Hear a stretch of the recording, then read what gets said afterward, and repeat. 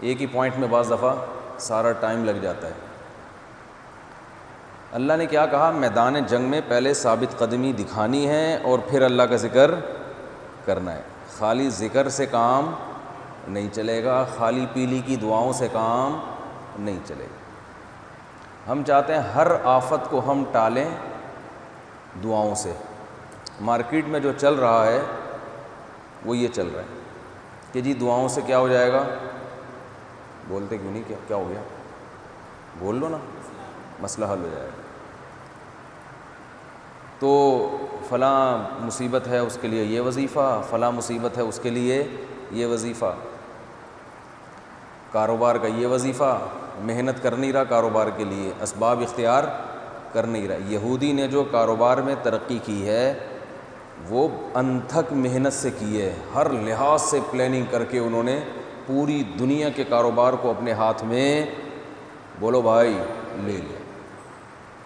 ہمارے ہاں جب کوئی بزنس کی طرف آتا ہے تو کوئی پلاننگ نہیں ہوتی۔ ہمارے یہاں بہت سے لوگوں نے میکڈونلڈ کے مقابلے میں انہوں نے بھی بہت سارے میکڈونلڈ کھولے، چلے وہ نہیں چلے۔ سمجھ رہے ہیں نا کیوں نہیں چلے؟ وہ ٹیسٹی نہیں تھا۔ کولے بہت آئے ہمارے یہاں پیپسی کولا کے مقابلے میں، مکہ کولا، زمزم کولا، مدینہ کولا، سارے مقدس نام، ہو سکتا ہے اس پہ دم بھی کرتے ہوں، ایسا ہی ہے نا، دم بھی کرتے ہوں، بزرگوں سے اس کو گزارتے بھی ہوں، اتنا کچھ کر لیا، درود شریف کے پھونکے بھی لگا دی ہوں گی، مگر وہ مکہ کولا زمزم کولا مارکیٹ میں چل نہیں سکا۔ یہودی نے جو کولے نکالے اس نے دم وم نہیں کیا، اس نے سارا فوکس اس کو کیا کہ مارکیٹ میں پبلک کی ڈیمانڈ کیا ہے، کوالٹی پہ سمجھوتا بولو نا نہیں کرنا، ٹھیک ہے نا، اور کس طرح سے اپنی پبلک کو مارکیٹ میں لانچ کیا جائے، کس طرح اس کو پھیلایا جائے، ایڑی چوٹی کا زور لگا دیا اس نے۔ اور بالآخر آج جو زمزم کولا جس کی کمپنی ہے وہ خود بھی جا کے جب خود پیتا ہے تو پیپسی کولا پیتا ہے، اپنی پروڈکٹ خود پینے کے لیے بھی وہ تیار نہیں ہے۔ پتہ نہیں زمزم کولا آج کل مارکیٹ میں چل رہی ہے کہ نہیں، ہے شارٹ ہو گئی مارکیٹ سے۔ تو وہی بات ہے نا کہ محنت نہیں ہے۔ تو اللہ نے اس آیت میں کیا بتایا؟ میدان جنگ میں جب لڑائی ہوگی نا تو لڑائی کا میدان کیا ہے؟ میدان ہے نا جنگ کا میدان، وہ لڑائی کا میدان ہے۔ مسجد لڑائی کا میدان نہیں ہے۔ تو مسجد میں بیٹھ کے دعا نہیں کرنی ہے، بلکہ میدان جنگ میں دشمن کے سامنے جتنی بہادری سے وہ لڑ رہا ہے اسی اسٹائل میں تم نے اس سے زیادہ بہادری دکھانی ہے۔ اور پھر ایک تمہارے پاس ایک اور چیز ہے، وہ کیا ہے؟ اللہ کا ذکر کرنا ہے، جو دشمن نہیں کرتا۔ تو تمام اسباب اور وسائل کو میدان جنگ میں جھونکنے کے بعد پھر اللہ کو یاد کرنا ہے، جو ہمارے بس میں تھا اے اللہ ہم نے کر دیا، اب جو تیرے قدرت میں ہے وہ تو کر، پھر مدد ملے گی۔ سمجھتے ہو کہ نہیں سمجھتے ہو؟ تو یہ کرونا وائرس میں بھی یہی ہے، وبا سے بچنا چاہتے ہو تمام اسباب وسائل اختیار کرنے پڑیں گے، اور پھر اللہ سے دعا۔ اگر جھپیاں پا رہے ہو ایک دوسرے کے ساتھ اور جناب مصافحے کر رہے ہو، بغلگیر ہو رہے ہو، کچھ نہیں ہے یار اللہ ہے بہت، تو اللہ تو سب کچھ کر سکتا ہے بھائی، میں نے کل بھی بتایا تھا اللہ تو مردے کو بھی زندہ کر سکتا ہے، لیکن اگر اللہ نے نہیں کیا ٹھیک ہے تو پھر مسئلہ کیا ہو جائے گا؟ خراب ہو جائے گا۔ ایک صاحب سے میں نے کہا آپ ذرا احتیاط کریں، آپ شوگر کے مریض ہیں، مٹھائی ایسے کھا رہے ہیں تو مر بھی سکتے ہیں۔ کہہ رہے اللہ نے چاہا تو نہیں مروں گا۔ میں نے کہا اگر اللہ نے چاہا مر جائیں تو؟ کہہ رہے اللہ نے چاہا تو نہیں مروں گا۔ میں نے اللہ نے اگر نہیں چاہا تو پھر تو مریں گے نا؟ کہہ رہے ہاں اللہ نے نہیں چاہا تو مروں گا۔ تو میں نے کہا آپ کو کیسے پتہ چل گیا کہ اللہ چاہے گا کہ آپ نہیں مریں؟ یہ تو ٹھیک ہے اللہ نے چاہا تو نہیں ہوگا یہ کام، لیکن یہ کون بتائے گا کہ اللہ چاہ بھی رہا ہے کہ نہیں چاہ رہا؟ تو اللہ بعض دفعہ نہیں چاہتا، بعض دفعہ چاہتا ہے۔ تو یہ دینداروں میں یہ چیزیں چل رہی ہیں، سمجھ رہے ہیں کہ نہیں سمجھ رہے؟ تو بڑے مسائل چل رہے ہیں بھائی مارکیٹ میں۔ تو اللہ نے میدان، اچھا اس میں بھی اللہ نے تمام اسباب اور وسائل اختیار کرنے کا حکم دیا. اعدوا لهم ما استطعتم من قوة، جتنی دشمن کے خلاف طاقت استعمال کر سکتے ہو وہ استعمال کرو. اپنے ملک کے دفاع میں جنگی قوت، فوج، بحری بیڑے تیار کرنا، سائنس اور ٹیکنالوجی کے میدان میں آگے بڑھنا. مستطعتم، ما عربی میں کہتے ہیں بہت زیادہ عموم ہوتا ہے. جو تم دیکھو کہتے ہیں نا للہ ما فی السماوات و ما فی الارض، اللہ کے لیے ہے جو کچھ آسمانوں میں اور جو کچھ زمین میں. تو ما کا معنی کیا ہے؟ جو کچھ. اتنا عموم عربی کے کسی اور لفظ میں ہے ہی نہیں. میری آواز نہیں آ رہی؟ مجھے لگ رہا ہے گونج رہی ہے آواز. صاف آواز آ رہی ہے؟ کلیئر ہے؟ جو کچھ. تو اللہ فرماتے ہیں مستطعتم، جتنی تم میں طاقت اور استطاعت ہے نا، اس لحاظ سے تم اپنے ڈیفنس کی تیاری بولو بھائی کرو. اس سے ہو سکتا ہے کہ جو وہ صوفی جو شریعت کا علم نہیں ہے، صوفی ٹائپ کے لوگ، وہ یہ کہہ سکتے تھے یہاں قوت سے مراد یہ ہے کہ بہت زیادہ دعائیں مانگو، جتنی تمہارے اندر، جتنی بس میں تمہارے قوت ہے نا، اتنی دشمن کے خلاف کیا مانگو؟ دعائیں. قوت سے یہ مراد ہے روحانی قوت. بہت روزے رکھو. تو اللہ نے فرمایا نا نا نا نا. اللہ نے کیا فرمایا؟ مستطعتم من قوة من رباط الخیل. اللہ فرماتے ہیں میری مراد، حدیث میں آتا ہے قوت سے مراد تیر اندازی ہے. رمی کہتے ہیں، حدیث میں آتا ہے، صحیح حدیث ہے، الا ان القوت الرمی، سنو طاقت سے مراد پھینکنے کی طاقت ہے. تیر ہے، میزائل ہے، بم ہے، ٹھیک ہے نا، ہر وہ چیز، ہر وہ اسلحہ جو پھینک کے جب تباہ کیا جاتا ہے نا. تو نبی صلی اللہ علیہ وسلم نے فرمایا طاقت اور قوت سے مراد کیا ہے؟ اسلحے کی قوت. اور فرمایا وَمِن رِبَاطِ الْخَيْلِ، اور گھوڑوں کو باندھ کے رکھو، کیونکہ گھوڑوں سے لڑائیاں ہوتی تھیں. تُرْهِبُونَ بِهِ عَدُوَّ اللَّهِ وَعَدُوَّكُمْ، اللہ نے فرمایا اتنی طاقت بناؤ کہ اللہ اور تمہارا دشمن، اللہ کا دشمن اور تمہارا دشمن تمہاری قوت کو دیکھ کر کانپنے لگے. ٹھیک ہے نا؟ نمازوں کو دیکھ کے کانپتا ہے بھائی. آپ جو یہاں بیٹھے ہیں نا، ان سے یہ جرمانہ ہے کہ جب میں کوئی بات کروں گا تو وہاں یا نہ میں جواب دینا پڑے گا. تو اللہ نے کیا فرمایا کہ دشمن کے خلاف قوت استعمال کرو، تیار کرو، ایسی قوت کہ وہ تمہیں دیکھ کر کانپنے لگے، تھرتھرانے لگے. بھائی بم بھی ہے ان کے پاس، تو بھائی ان کے پاس تو ایٹم بم ہے، ان کے پاس تو ایسی اتنے ٹینک ہیں، اتنی آرمی ہے، اتنے جہاز ہیں، ایسی قوت. تو اسلام میں دونوں چیزیں، روحانی قوت بھی جمع کرنی ہے اور جسمانی قوت بھی، مادی قوت بھی. دونوں میں سے ایک کی طرف جائیں گے دوسرے کو. اچھا، بعض لوگ صرف مادی قوت پہ یقین کرتے ہیں، وہ میدان جنگ میں اللہ کا ذکر کرنا یا اللہ کو یاد کرنا یا شریعت کو فالو کرنا، اس کی ان کی نظر میں کوئی اہمیت ہی نہیں ہے، جیسے غیر مسلم ہوتے ہیں. تو یہ بھی غلط ہے. تو دونوں چیزیں کیا ہیں؟ بولو بھائی، ضروری ہے. تو یہ ہر جگہ ہی ہے، صرف میدان جنگ میں نہیں ہے. صحت بنانی ہے، اسباب اور وسائل بھی اختیار کرنے پڑیں گے. صحت بنانی ہے تو اسباب اور وسائل بھی اختیار کرنے پڑیں گے. خوش رہنا چاہتے ہیں تو خوش رہنے کے اسباب اور وسائل بھی اختیار کرنے پڑیں گے. بیٹھے بیٹھے نہیں خوش ہو جائیں گے. لوگ مجھے کہتے ہیں یار وہ میں نے شادی کی ہے، بیگم میرے سر بجا رہی ہے، میں بہت ٹینشن میں ہوں، کہاں شادی ہو گئی؟ تو میں نے کہا آپ سوچ سمجھ کے شادی کرتے، جہاں پیغام آپ نے بھیجا ان کے بارے میں پہلے سے معلومات تھی؟ کہتے ہیں نہیں، استخارہ نکالا تھا، اس میں پازیٹیو آیا تھا. میں نے کہا پٹو، طبیعت سے پٹو. کسی سے دوستی لگانے سے پہلے انسان تھوڑا سا پرکھ لیتا ہے. تو ساری زندگی جس کے ساتھ رہنا ہے ایویں دپل میں کہ چلو دیکھ لیتے، نہ خاندان کا پتہ، نہ قوم کا پتہ، نہ ذات کا پتہ، نہ اس کی حرکتوں کا پتہ، شکل دیکھی تھی بس. سمجھ رہے ہیں یہ ہو رہا ہے کہ نہیں ہو رہا مارکیٹ میں؟ شکل دیکھیے جی، شکل اچھی تھی تو بس صحیح ہے. اب اس کو پتہ ہی نہیں ہے چور ہے، چرسی ہے. بعض خواتین بھی چرس پیتی ہیں، زیادہ تر نہیں لیکن پیتی ہیں. اب وہ آ رہا ہے کہ جی وہ میری بیگم تو سگریٹ پیتی ہے، وہ تو چرس پیتی ہے، بچوں پہ کیا ہوگی؟ میں نے کہا تو اسی طرح مرد کے معاملے میں بھی ایسا ہی ہے. استخارہ نکلا تھا تو شادی کر دی. اب پریشان ہیں. تو یہ جو پریشانی ہے, اور پھر کہتے ہیں ہم تو اتنی دعائیں مانگتے ہیں تہجد میں, اللہ تمام ٹینشنوں سے ہمیں بچا کے رکھے. اللہ نے وہ ٹینشن ہمیں دی جو دنیا میں کسی کو نہیں ملی.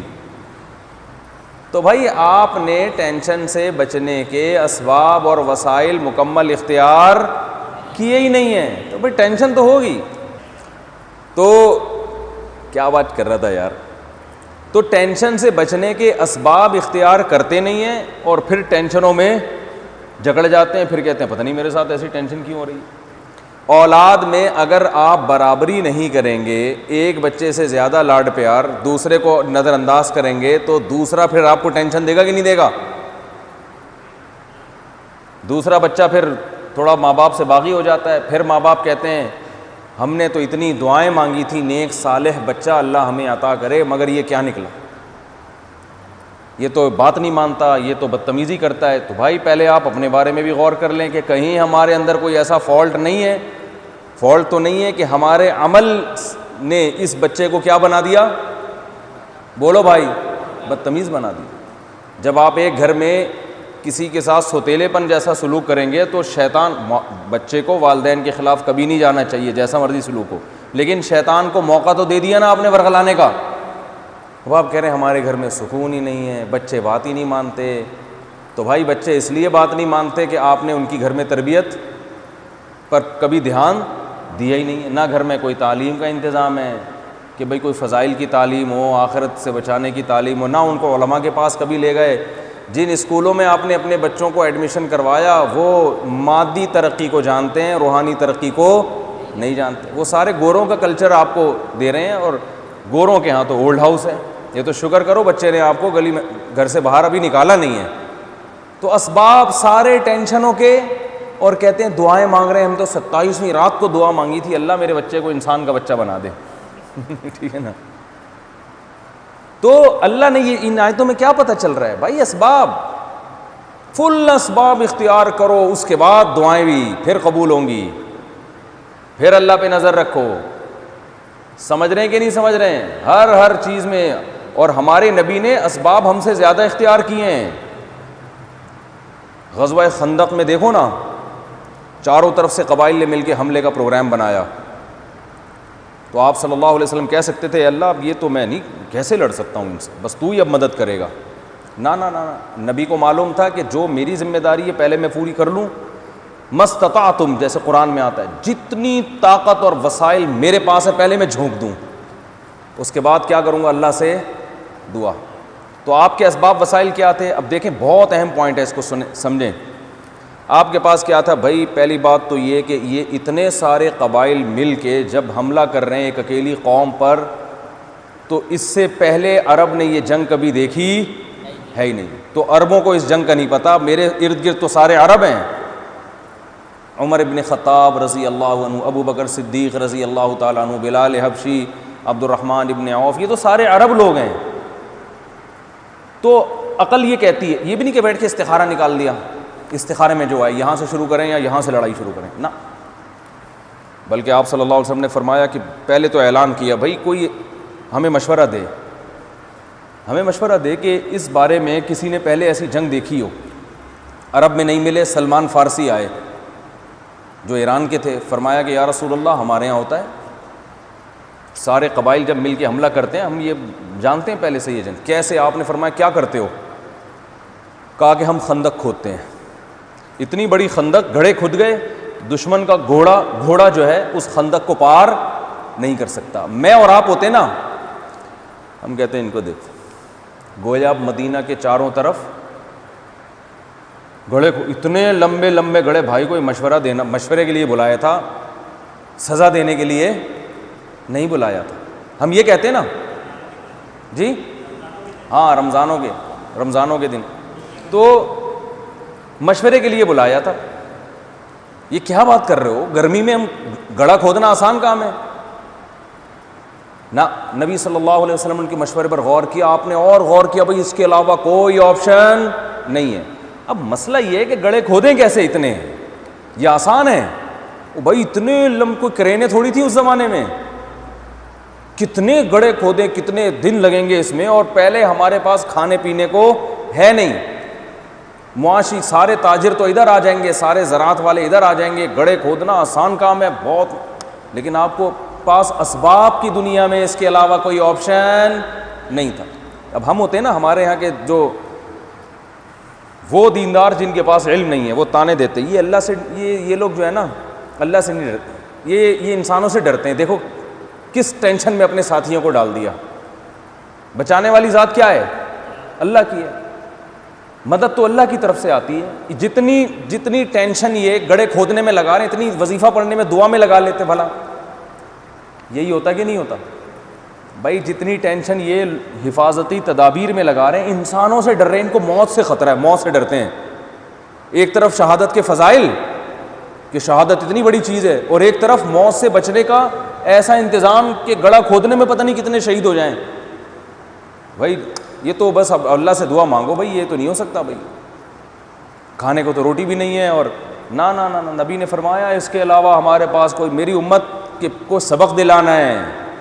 اگر آج ہم نے دعاؤں میں لگ گئے, وظیفوں میں لگ گئے, تو امت کہے گی کہ ہم جب کوئی ایسا مسئلہ آئے گا تو ہم ڈاکٹر عبد القدیر خان کو مشورہ دے گی بم بنانے کی ضرورت. بولو بھائی بالکل بھی نہیں.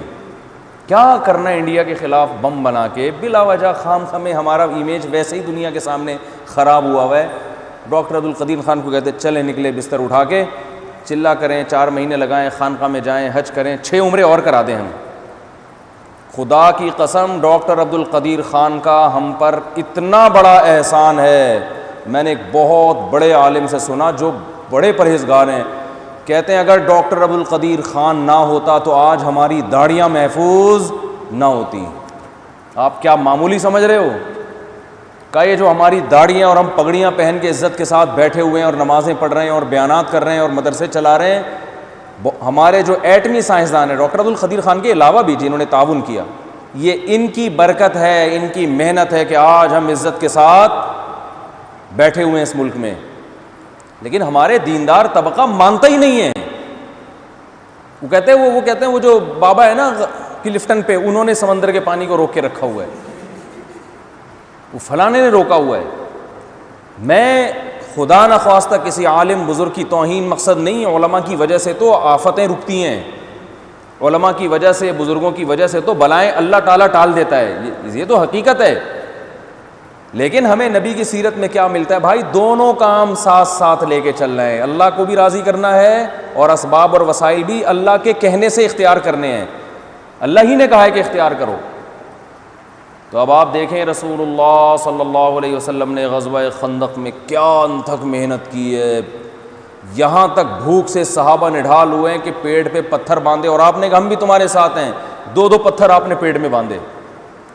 یہاں تک کہ اس لڑائی میں آپ کی 4 نمازیں قضا ہوئی ہیں, کیونکہ تیر اندازی اتنی ہو رہی تھی کہ نماز پڑھنا آپ کے لیے ممکن نہیں تھا. مگر جان بچانا پہلے ہے, نماز بعد میں. ہم کہتے لو نماز تو بلاؤں کو ٹالتی ہے, نماز تو مصیبتوں کو ٹالتی ہے, نمازیں قضا ہو رہی ہیں. اور اتنی اس سے بڑی خوش قسمتی کیا ہوتی ہے کہ نماز پڑھتے ہوئے تیر لگ جائے؟ اس سے بڑی کوئی خوش قسمتی ہو سکتی ہے؟ نا نا نا نا. نبی صلی اللہ علیہ وسلم کی 4 نمازیں قضا, کیونکہ جان پہلے ہے, نماز بعد میں. کیونکہ آپ صلی اللہ علیہ وسلم جانتے تھے بھائی اگر ہم نے نمازیں شروع کر دی, تیر آ رہے ہیں, تو یہ چند لوگ نماز پڑھ کے شہید ہو جائیں گے, قیامت تک پھر کوئی دنیا میں نماز پڑھنے والا باقی نہیں بچے گا. جب دشمن کو, ہمارے جو کریم ہے وہی شہید ہو گئی, ان کو بچاؤ پہلے. آج وہی ہے نا, ہم کہہ رہے ہیں لوگوں سے لاک ڈاؤن ہوا ہوا ہے, مسجدوں میں رش مت کرو, وبا بہت اسپیڈ سے پھیل جائے گی.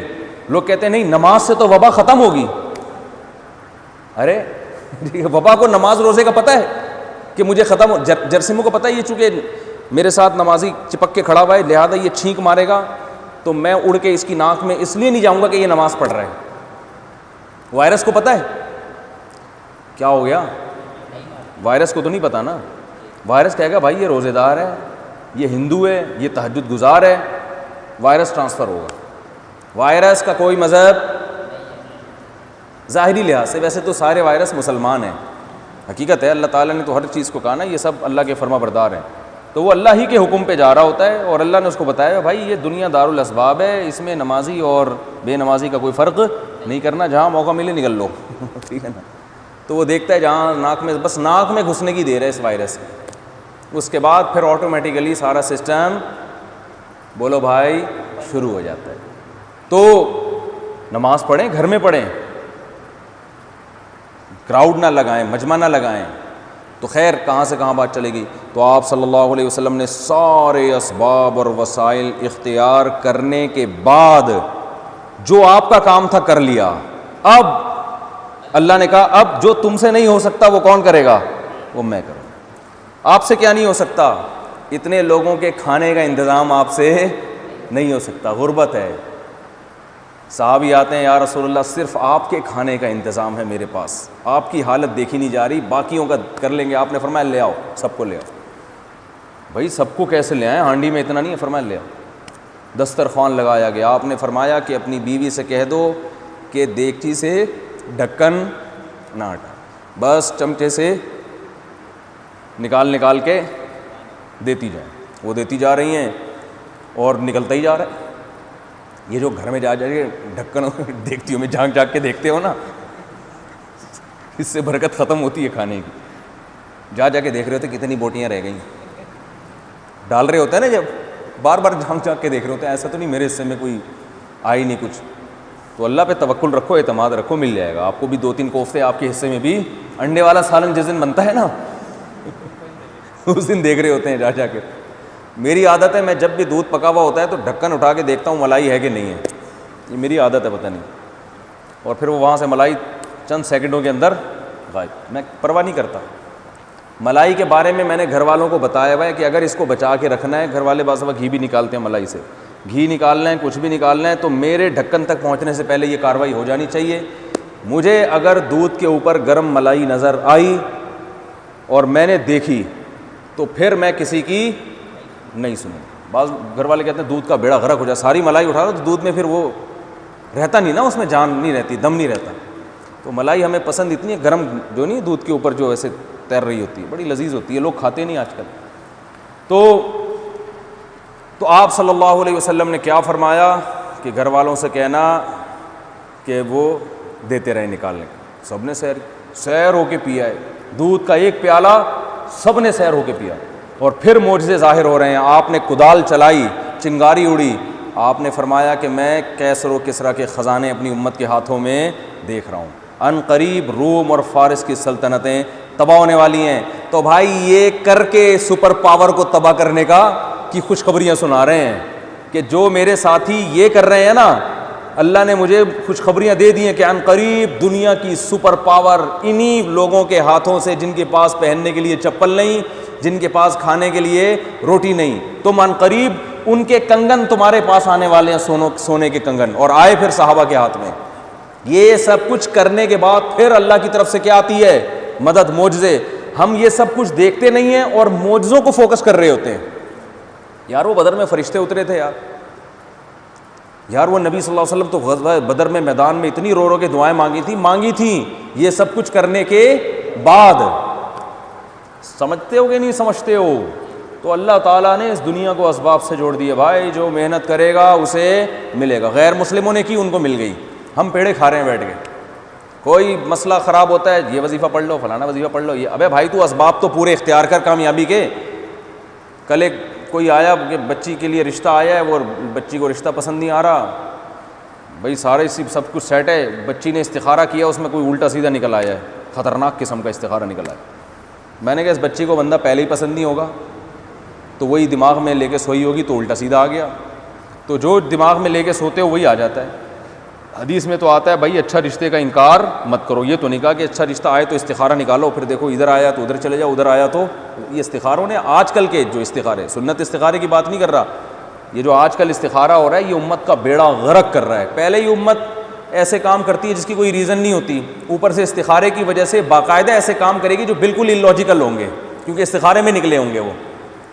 اس لیے بار بار کہتا ہوں استخارہ محض ایک دعا ہے کہ یہ بہتر ہے تو مقدر کر دے، بہتر نہیں ہے تو مقدر نہیں کر. کرنا وہی ہے جو کھوپڑی میں آ رہا ہے. گراؤنڈ ریئلٹی کو سامنے رکھ کر فیصلہ کرنا ہے، استخارے کو سامنے رکھ کر فیصلہ نہیں کرنا ہے.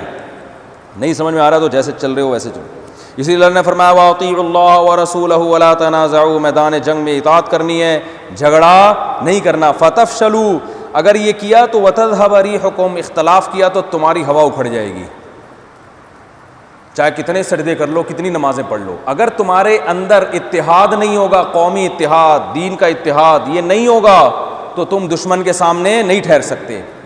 آج ہمارے ملک میں اتحاد ہے,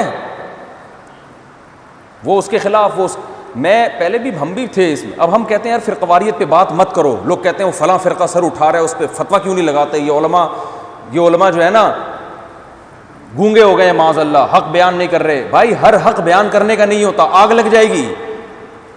جب آگ لگے گی تو آپس میں کیا ہوگا, لڑائی ہوگی. لڑائی ہونے سے کیا ہوگا, وہی دوبارہ دھماکے شروع ہوں گے, وہی قتل و غارت کا میدان گرم ہوگا. نتیجہ کیا نکلے گا, دشمن مذاق اڑائے گا کہ نہیں اڑائے گا. جو ہمارے اگینسٹ ہیں وہ خوش ہو جائیں گے. تو اس لیے قومی سطح پہ بھی اتحاد ضروری ہے, اپنی فوج کے ساتھ, اپنی ایجنسیوں کے ساتھ, اپنی حکومت کے ساتھ. حکومت چاہے جو بھی ہو, جب تک ہے تو اس سے آپ کو بلا وجہ اختلاف پیدا نہیں کرنا. تو حاکم کے احترام کا حکم ہے اسلام میں, کیونکہ اس کی وہ حیثیت نہیں ہے کہ وہ کس پوزیشن, کس سیاسی جماعت کا لیڈر ہے. اس کی پوزیشن یہ ہے کہ وہ ملک کا کیا ہے, وزیر اعظم ہے. وہ کوئی بھی ہو, مسلم لیگ کا ہو, پیپلز پارٹی کا ہو, جب وہ صدر بن گیا, وزیر اعظم بن گیا, جیسا مرضی ہے بھائی, ابھی پاکستان کا وزیر اعظم ہے, ختم ہو گئی بات. ہمارے ایک دوست تھے, وہ پیپلز پارٹی کے بہت خلاف تھے, بہت ہی زیادہ. بچپن کی بات ہے, اور وہ بے نظیر بھٹو کا دور تھا, تو وہ بے نظیر بھٹو کے بہت خلاف تھے, وہ محترمہ بے نظیر بھٹو کے. تو ایک ہندو انڈین کوئی آئے ہوئے تھے, تو ان سے ان کی بحث ہوئی. ہندو تھا وہ پاکستان کے خلاف, تو جو پاکستان کے خلاف ہوگا تو پاکستان کی وزیر اعظم کے بھی خلاف. کہہ رہے ہیں یار جب وہ آیا نا اور اس نے اپنے وزیر اعظم کی تعریفیں کی تو مجھے اپنے وزیر اعظم سے محبت ہو گئی. ٹھیک ہے نا. کہہ رہے ہیں میں نے دونوں کی تصویریں دکھائیں, بے نظیر بھٹو کی بھی, اور ان کا پتہ نہیں کون تھا اس وقت, کون تھا مجھے یاد نہیں آ رہا. کہتے ہیں میں نے کہا دیکھو ہماری وزیر اعظم پہ کیسا چہرے پہ نور ہے, اور تم اپنے کو دیکھو, اس کی شکل دیکھو. کہہ رہے مجھے اس پہ نور نظر آنے لگا اپنے والے پر. ٹھیک ہے نا. دوپٹہ ہوتا تھا محترمہ بے نظیر بھٹو کے, دوپٹہ ہوتا تھا. تو کہا میں نے کہا یار ہمارے پاکستان کے وزیر اعظم کی صورت دیکھو اور اپنے کی صورت دیکھو, کون اچھا لگ رہا ہے. تو وہ بھی کہتا ہے اچھی تو یہی لگ رہی ہے, پروقار اور جناب ایسا نور سا چہرے پہ آئے.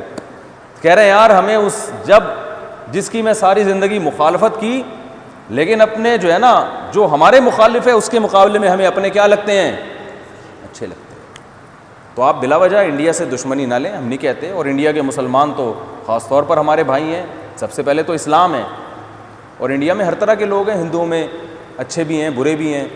لیکن بات یہ ہے کہ جب اللہ نہ کرے ہماری اگر لڑائی ہو جائے اور اسلام اور ملک کا مسئلہ جب ہمارے سامنے آئے گا, تو بھائی ہمارے جیسے بھی ہیں ہمارے ہیں. وہ بات آ رہی ہے سمجھ میں. ہماری پولیس جیسی بھی ہے کس کی ہے, ہماری فوج جیسی بھی ہے کس کی ہے, ہماری ہے. ہماری ایجنسیاں جیسی بھی ہیں کس کی ہیں, ہماری حکومت جیسی بھی ہے کس کی ہے بھائی, ہمارے اتحادی نہیں ہے.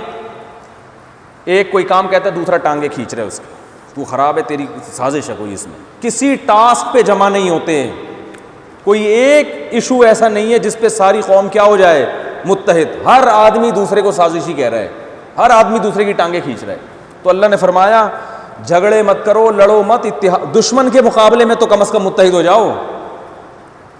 بھائی ایک گھر میں دو بھائی رہتے ہیں, لڑتے رہتے ہیں, باہر ڈاکو آیا, اب دونوں مل کے اس کو پکڑ سکتے ہیں آرام سے, لیکن دونوں کہہ رہے ہیں ہم کیوں مل کے لڑیں, ہم کیوں مل کے پکڑیں, تو ڈاکو تو دونوں کو مار کے چلا جائے گا. تو اللہ نے فرمایا آپس میں نزاع مت کرو. فتفشلوا وتذهب ريحكم, تمہاری ہوا اکھڑ جائے گی, تمہاری پاور کیا ہو جائے گی, ختم. پھر سب کو کوٹ کے قیمہ بنا کے وہ کھا جائے گا.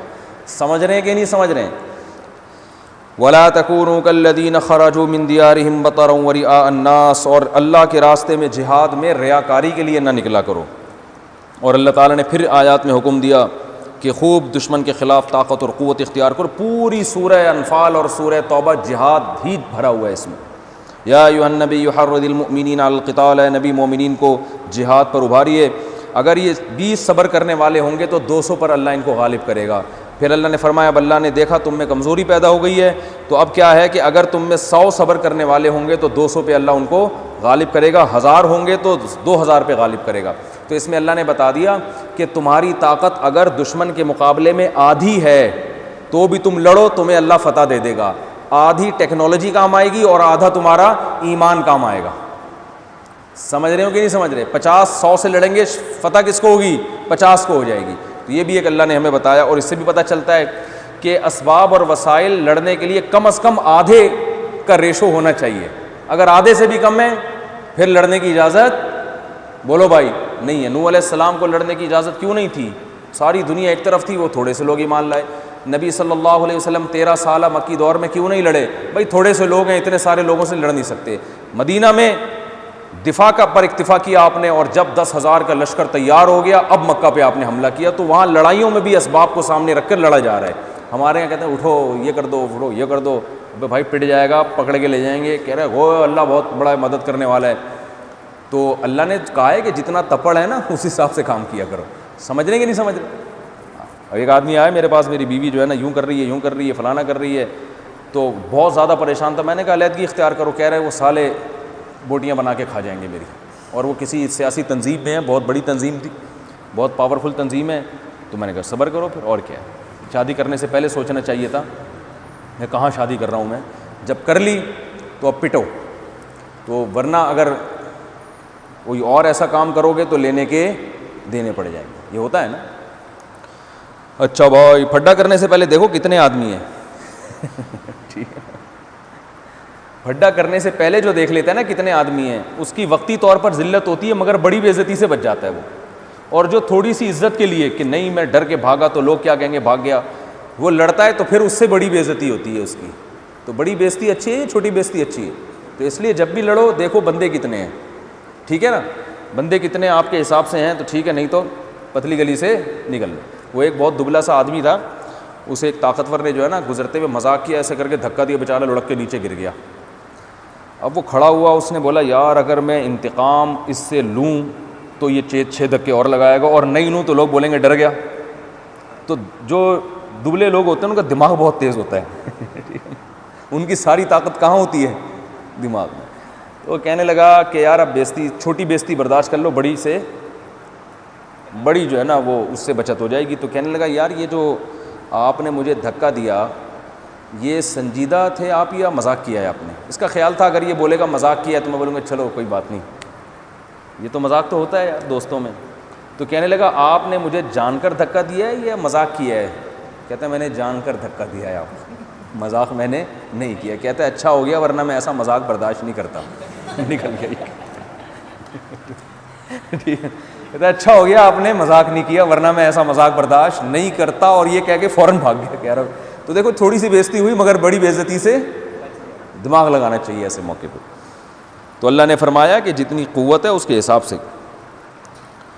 پھر اللہ نے صحابہ کی فضیلت بیان کی, ان الذین آمنوا وہاجروا وجاہدوا باموالہم وانفسہم فی سبیل اللہ, وہ لوگ جو ایمان لائے, ہجرت کی, اپنے جان اور مال کے ساتھ جہاد کیا, اور انصار صحابہ جنہوں نے ان مہاجرین کی مدد کی, یہ سب ایک دوسرے کے دوست ہیں. سب کے لیے اللہ نے جنت کا وعدہ کیا ہے. ہم المؤمنون حقا, یہی پکے ڈھکے مومن ہیں. اس میں حضرت معاویہ رضی اللہ تعالیٰ عنہ بھی تھے. سمجھ رہے ہیں کہ نہیں سمجھ رہے؟ آج لوگ کہتے ہیں کہ حضرت معاویہ کی فضیلت پہ بہت بیان ہوتا ہے, باقی صحابہ کی نہیں ہوتا. اصل اس لیے کہ حضرت معاویہ کو سب سے زیادہ طعن و تشنیع کا نشانہ بنایا جاتا ہے. باقی سب صحابہ پر تو سب ایمان رکھتے ہیں, حضرت معاویہ کو بڑا جو ہے نا ان کو ہدف بنایا جاتا ہے, اس لیے حضرت معاویہ کی شان زیادہ بیان کی جاتی ہے. سمجھ رہے ہیں کہ نہیں سمجھ رہے؟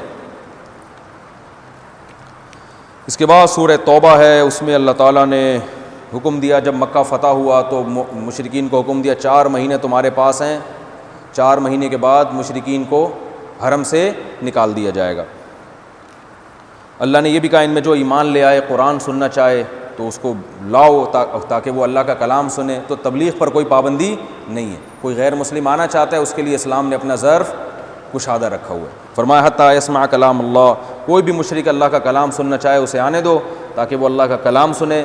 اس لیے کہ ان کو ابھی تک معلوم, بہت سے ایسے جن کو اسلام کا پتہ ہی نہیں ہے, تو جب اللہ کا کلام سنیں گے تو ہو سکتا ہے اسلام ان کے دل میں اتر جائے. پھر اللہ نے اسی صورت میں فرمایا کہ مسجدیں تعمیر کرنا ان لوگوں کا کام ہے جو اللہ اور آخرت پر ایمان رکھتے ہیں۔ اس آیت سے مسجدوں کے تعمیر کرنے کی فضیلت بھی معلوم ہوتی۔ مسجد بنانی چاہیے، لیکن ایک بات کا خیال رکھو، ایک علاقے میں پہلے سے ایک مسجد ہے تو اسی علاقے میں دوسری مسجد نہیں بنانی چاہیے۔ ہر کام کا کوئی سلیقہ اور طریقہ ہوتا ہے۔ میں نے کئی علاقوں میں دیکھیں ادھر ایک مسجد ہے، ساتھ میں ہی دوسرا آدمی اپنی دکان بنانے کے لیے نا، اس میں اگر آپ کا مقصد اللہ کی رضا ہے تو بھائی یہاں نہیں بناؤ، ایسے علاقے میں جاؤ جہاں نہیں ہے۔ لیکن ایک مسجد بنی ہوئی ہے، اسی کے ساتھ دوسری مسجد، تو نمازیوں کو صرف کیا کرنے کے لیے؟ کاٹنے کے لیے، توڑنے کے لیے۔ تو یہ صحیح نہیں ہے۔ ایک مسجد ہے تو پھر دوسری مسجد دوسرے محلے میں ہونی چاہیے، اسی مسجد میں نہیں بنائے دوسری مسجد، دوسرے محلے میں ہونی چاہیے۔ تو اللہ نے فرمایا کہ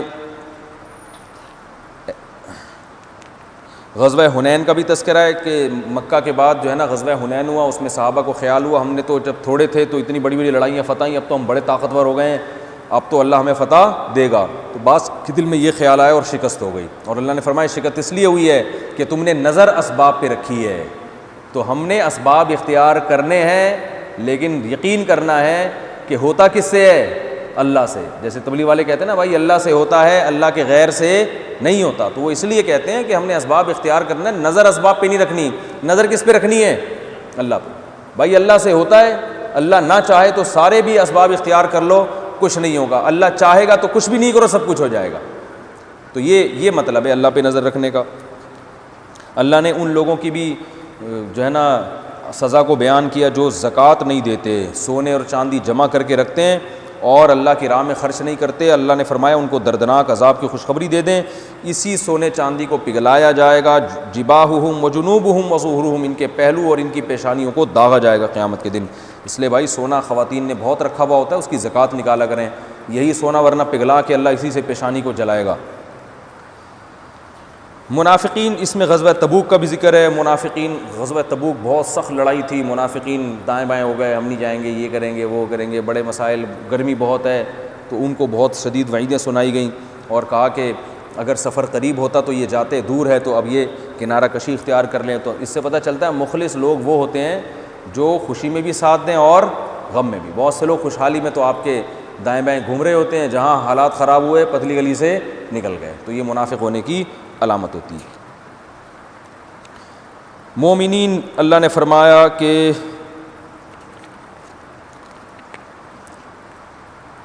صحابہ میں ایسے بھی تھے، کتنا ٹائم ہو گیا بھائی؟ ہو گئے؟ آج دھمکی آئی ہے کہ 40 منٹ سے زیادہ نہیں کھینچنا ہے، اوپر سے دھمکی آئی ہے۔ اللہ نے اس پارے کا جو اختتام کیا، جو صحابہ غزوہ تبوک میں جانے سے رہ گئے تھے ان میں کچھ ایسے بھی تھے جو معذور تھے، جن کے پاس پیسے نہیں تھے سواری خریدنے کے، تو اللہ نے چونکہ منافقین کو بہت سخت وعیدیں سنائی ہیں تو وہ صحابہ بھی ڈر گئے کہ ہم بھی نہیں گئے، تو اللہ نے فرمایا لیس علی الضعفاء ولا علی المرضى، کہ جو کمزور ہیں، جو مریض ہیں، ان پر کوئی حرج نہیں ہے کہ اگر ان کے پاس جہاد میں جانے کے پیسے نہیں تھے، اور فرمایا کہ ان لوگوں پر بھی کوئی حرج نہیں ہے کہ جب وہ آپ کے پاس آئے کہ اے نبی آپ ہمیں بھی اپنے ساتھ سواری پر لے جائیں، تو آپ نے فرمایا میرے پاس تمہیں لے جانے کے لیے سواری نہیں ہے۔ تولوا واعینہم تفیض من الدم، وہ واپس ہوئے اس حال میں کہ ان کی آنکھوں سے آنسو بہہ رہے تھے کہ کاش ہم بھی نبی کے ساتھ اس لڑائی میں شریک ہوتے۔ حالانکہ کتنی شدید گرمی اور اتنا، تبوک پتہ ہے کہاں ہے؟ گوگل میپ پہ دیکھیں تبوک اور مدینہ میں فاصلہ کتنا، اور مکمل ریگستان، اس شدید گرمی میں ریگستانوں میں اونٹ اور گھوڑوں کا سفر کر کے تبوک پہنچنا، اور خربوزے کھانے کے لیے نہیں، کوئی دعوت نہیں ہے وہاں پہ، لڑائی کے لیے، ٹھیک ہے نا، وہاں بھی ٹینشن ہے۔ تو یہ صحابہ کی قربانیاں ہیں، تبھی ہم کہتے ہیں صحابہ سے اگر غلطیاں بھی ہوئی ہیں تو ان کی نیکیاں اتنی زیادہ ہیں کہ وہ ان نیکیوں نے ان غلطیوں کو مٹا دی ہے، وہ ان کے مقابلے میں کالعدم ہیں۔ اور وہ صحابہ جو ہر جنگ میں نبی کے ساتھ شریک رہے، آج ان پر جب انگلیاں اٹھتی ہیں تو بہت افسوس ہوتا ہے۔ مغیرہ ابن شعبہ رضی اللہ تعالیٰ عنہ کو بھی آج کل مطعون بنایا جا رہا ہے، ان پر بھی طعن و تشنیع کی جا رہی ہے۔ حضرت مغیرہ ابن شعبہ ہر لڑائی میں رسول اللہ صلی اللہ علیہ وسلم کے ساتھ شریک ہوئے، تو ایسے موقع پہ نبی کا ساتھ دینا یہ اس کی علامت ہے کہ دل میں کیا ہے؟ ایمان ہے۔ بعد میں شیطان نے اگر غلط فہمیاں پھیلا کر آپس میں لڑوا دیا، آج نہیں مخلص لوگ آپس میں لڑ لیتے، غلط فہمیوں کے درمیان میں فسادی لوگ نیک لوگوں کو لڑا دیتے ہیں آپس میں، آج بھی ہوتا ہے۔ بڑے بڑے بزرگوں میں لڑائیاں، ادھر کی ادھر، ادھر کی، ساس بھی نیک ہوتی ہے، بہو بھی نیک ہوتی ہے، پھر بھی لڑ پڑتی ہے کہ نہیں لڑ پڑتی؟ وجہ کیا ہے؟ درمیان میں کسی جٹھانی نے کام خراب کیا ہوتا ہے کہ نہیں ہوتا؟ تو ایسا ہی صحابہ کرام جن کے بارے میں قرآن کہہ رہا ہے رحماء بینہم، ان کے دل آپس میں ایک دوسرے کے لیے رحم دل تھے، ان میں اگر لڑائی ہوئی ہے تو ذاتی نفرت کی بنیاد پہ نہیں ہوئی، کیونکہ اگر ذاتی نفرت کی بنیاد پہ ہوئی ہے تو قرآن کی آیت غلط ہو جائے گی۔ پھر قرآن کہہ رہا ہے یہ کافروں کے مقابلے میں، اسلام دشمنوں کے مقابلے میں سخت ہیں، آپس میں کیا ہیں؟ رحماء، رحم دل ہیں۔ تو رحم دل لوگ آپس میں نفرت کی بیس پہ نہیں لڑتے، غلط فہمیوں کی بیس پہ لڑ سکتے ہیں۔ تو حضرت علی اور حضرت معاویہ کی جو لڑائی تھی غلط فہمیوں کی بیس پہ تھی، نفرت اور حکومت کی لالچ کی بیس پہ، بولو نا کیا ہو گیا؟ نہیں تھی۔ وہ کتابوں کے حوالے نمبر لے کے بیٹھے ہوئے ہوتے ہیں، تو سب سے پہلے قرآن کی اس آیت کو لے کے بیٹھو نا، رحماء بینہم۔ سورہ فتح میں تو قرآن کہہ رہے کہ یہ آپس میں کیا ہیں؟ رحم دل ہیں۔ تو اس لیے تمام صحابہ سے محبت، جن کے ہاں کسی کا منافق ہونا ثابت ہو جائے تو پھر تو وہ کافر ہے، وہ تو صحابی ہے ہی نہیں۔ جب تک صحابی کہہ رہے ہیں آپ اس کے ایمان کو مان رہے ہیں، تو پھر اس کا مطلب یہ ہوا کہ پھر اللہ کہہ رہا ہے والذین آمنوا، محمد الرسول اللہ، والذین آمنوا معہ، والذین آمنوا معہ اشداء علی الکفار رحماء بینہم۔ کیا ہو گیا؟ منہ پہ یہ کیوں رکھ کے اب بات کر رہے ہو ہیں؟ والذین آمنوا، یہ آج کل لوگ بات کرتے ہیں نا منہ پہ ماسک رکھ کے، تو ان سے چاہیے تھوڑی دیر کے لیے وہ ماسک ہٹا دیا کریں جب کسی سے بات کیا کریں، اتنی دیر میں کوئی جراثیم وراسیم نہیں آئیں گے۔ تو مجھے بہت تکلیف ہوتی ہے، کوئی بھی آتا ہے نا منہ پہ ماسک رکھ کے بات کر رہا ہوتا ہے، بھائی تھوڑی دیر کے لیے اس ماسک کو ہٹا دو یار۔ بات کرنے سے تو آدمی کم از کم اتنی ٹینشن ہوتی ہے کہ کیا ماسک پہنے ضرور، لیکن جب بات کریں تو وہ اس کو ہٹا دینا چاہیے، سمجھ رہے ہو؟ تو اللہ نے فرمایا والذین معہ اشداء علی الکفار رحماء بینہم۔ اللہ فرماتے ہیں جو محمد صلی اللہ علیہ وسلم کے ساتھ ہیں، تو حضرت نبی صلی اللہ علیہ وسلم کے ساتھ تو حضرت معاویہ بھی تھے، نبی صلی اللہ علیہ وسلم کے ساتھ تو مغیرہ ابن شعبہ رضی اللہ تعالیٰ عنہ بھی تھے۔ تو اللہ نے فرمایا یہ سب آپس میں کیا ہیں؟ رحم دل ہیں۔ تو اس میں حضرت علی بھی تھے، تو اللہ کہہ رہے ہیں حضرت معاویہ اور حضرت علی آپس میں کیا ہیں؟ بولتے کیوں نہیں؟ رحم دل ہے، سمجھ رہے ہیں؟ تو اگر ان میں لڑائی ہوئی ہے درمیان میں، جیسے ہوتا ہے لڑوانے والے ہوتے ہیں تو وہ کامیاب ہو جاتے ہیں، تبھی تو قرآن میں آتا ہے کہ وَنَزَعْنَا مَا فِي صُدُورِهِم مِّن غِلٍّ إِخْوَانًا عَلَىٰ سُرُرٍ مُتَقَابِلِينَ۔ جب جنتی جنت میں جائیں گے تو ان کے آپس کے دل کے بغض کو ہم نکال دیں گے۔ اس سے پتہ چلا دو لڑنے والے بھی جنت میں جائیں گے جن میں غلط فہمیوں کی وجہ سے آپس میں کیا پیدا ہو گیا ہوگا؟ بغض۔ ورنہ وہ دونوں جنتی کیوں ہوتے؟ اگر صحیح فہمیوں کی بیس پر ہوتا تو دونوں میں ایک صحیح ہوتا نا، ایک غلط ہوتا، تو جنت میں کیوں جاتا؟ تو اللہ فرما رہے ہیں کہ جب جنت میں جائیں گے تو آپس کے ان کا جو دل میں قدورت آئی تھی وہ ہم کیا کر دیں گے؟ نکال دیں گے، اور ان میں محبت پیدا کر دیں گے۔ وجہ اس کی یہی ہے کہ وہ جنتی بھی ہیں، نیک اعمال کی ہیں، تو اس بغض کی وجہ وہ غلط نہیں تھی، وجہ کیا تھی؟